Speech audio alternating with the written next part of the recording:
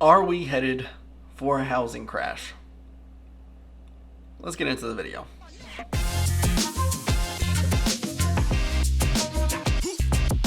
What's going on, y'all? It has been quite a bit since I made a video. In fact, it's been a month. And that is because, if you haven't seen, we moved. And it was a lot of moving, it was a lot of packing. You saw the bookshelves behind me in prior videos empty, as well as I actually had to help clients. It is a crazy market out there, if you haven't noticed, and we'll be talking about that today. This is by far the strongest sellers market we've ever seen. You don't get a deal in this market. You don't get much to choose from in this market, and we'll be talking about how long is this sustainable? How long is this going to last? What to look for that might catalyze a market correction? And will that be a market crash? I know this is giving some people the heebie-jeebies of 2008, and I want to talk about the reasons it's not, like, at all 2008, but we should see a revert back to the mean and hopefully a more balanced market. But we'll talk about that in this video. So according to CoreLogic, we've actually seen a 16.2% nationwide in homeowner equity increase, and that's massive. I mean, that alone shows how different 2008 was compared to now. 2008 saw a ton of different factors. One, there was subprime lending, which was the huge thing. They were making loans to people that should not have been getting loans. There was some sketchy involvement between lending and appraisals that basically lenders got to talk to appraisers and kind of nudge them in the way of, hey, just say this home is worth $400,000 compared to what it's probably worth, market value of $300,000 or something of that nature. According to the housing and urban development sector of our government, we had 38% of homes underwater after 2 years in 2007. I mean, that is a lot of homes. And so you combine that with the fact that we were lending to people we should not have been lending to, hundreds and thousands of dollars. People had negative equity after 2 years, basically saying that the market value was not, in fact, what appraisals were saying it was. It was the $300,000. So you're talking about a huge chunk of change right there. And third, and most importantly, is the amount of HELOCs that were going on. So home equity line of credit or home equity loan. Basically, people that were taking money out from banks against the value of their home. So if you're now leveraged against the value of your home to make home improvements, which is what the survey showed was the biggest reason that people actually got these home equity loans. They're taking it out against their home. Their home now lost a ton of value, so now they have to make up the difference in what they loaned against on top of the fact that their home's worth way less. So if they did foreclose, if they did default, you have a huge gap. The short sale wouldn't make enough money in order to cover their debts. They would be in a massive amount of debt. Banks were in a massive amount of debt because they loaned to people they shouldn't have, and this culminated into the 2008 financial crisis. So when I say that homeowners have a lot more equity, I mean that their loan to the value of their home is far less than it was in 2008. So we're seeing a lot more people own a lot bigger portion of their home, and you can see that by the graph from CoreLogic. Again, CoreLogic came out with this incredible study on mortgages, on homeowner equity, and I encourage you to check it out. I'll leave the link to that in the description below. So according to CoreLogic, and I echo these sentiments to an extent, this is so much different than 2010. When they started recording this data in 2009, everything was bleak. Homeowner equity was non-existent. There's a lot of negative equity, which means that not only did homeowners owe a ton of money on their house because they purchased at $400,000, it was worth $300,000 maybe a few years later, which was actually the market value, on top of the fact that the financial sector in general crashed. A lot of banks went underwater, and it was a mess back then. So I understand why you were getting heebie-jeebies now. You shouldn't, though. There's a lot of data to support that if something were to happen, if we were to see just a cascade of foreclosures, people would actually be able to cover their losses.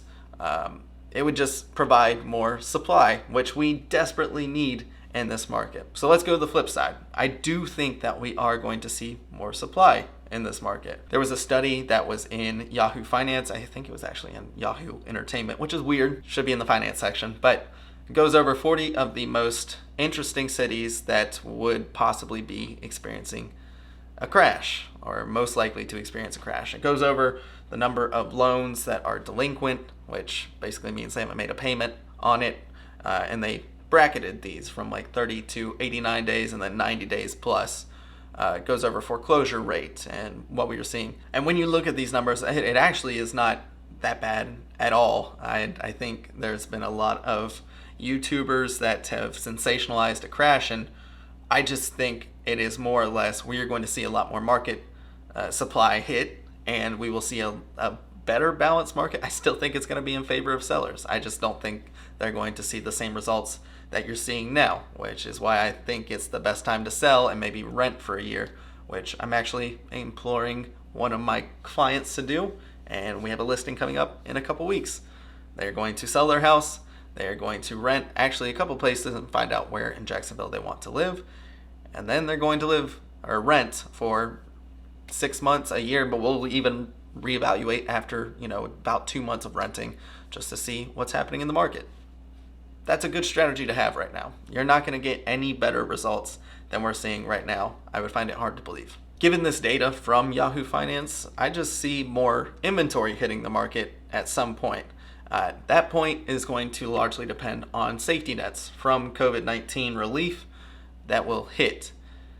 I do think we're going to see some crazy market correction, but I don't think it's going to be in the housing market. I think it's going to just slow down appreciation. We cannot sustain 10% plus year-over-year appreciation. We can't sustain these incredibly low interest rates, which we're already starting to see creep back up, still at very low rates, but we were seeing 2.375% a couple months ago, and now we're seeing 3.375%. If you haven't seen how much interest rates matter, go check out my video on that. So if we do see foreclosures happening, there will be enough equity to cover their outstanding debts, at least at current market values. If we see a ton of foreclosures, then that could change market values. But in essence, when we see more supply hit the market, especially at a reasonable rate, which these delinquencies show would be a reasonable rate, unless all of them hit at the same time, which is possible, then we're not going to see a crash quite like we did in 2008.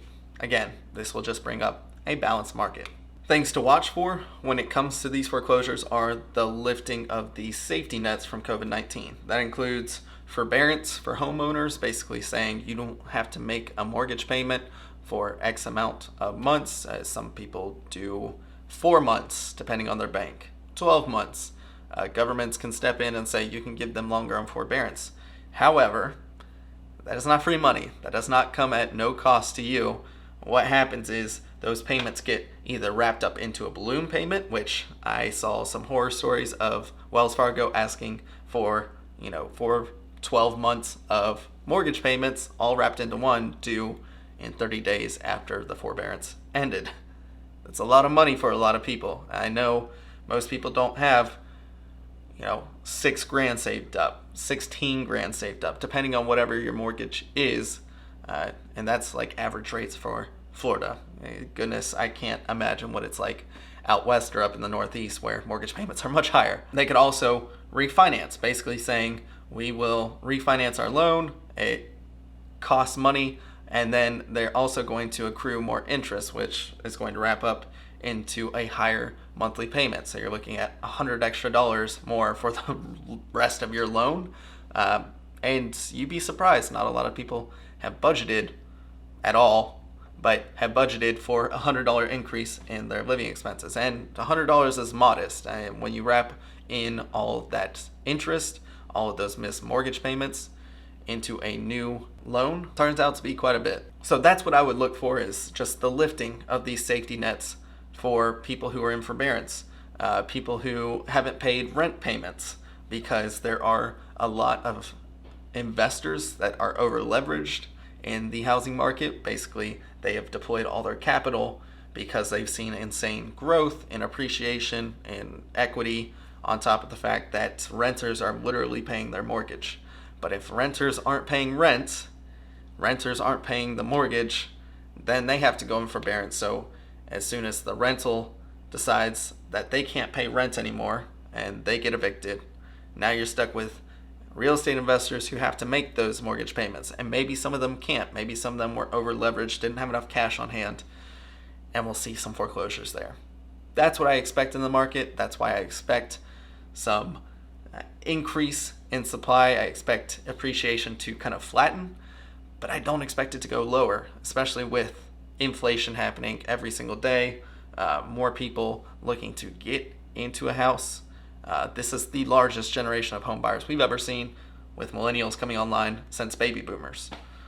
These are all things to keep in mind and what I am expecting when it comes to a housing market correction. That about does it for me on this video. Thank you so much for tuning in. We'll get back into community spotlights here in a little bit. I have some exciting news for you guys, and you'll see that in later videos. But thank you guys so much for all your support.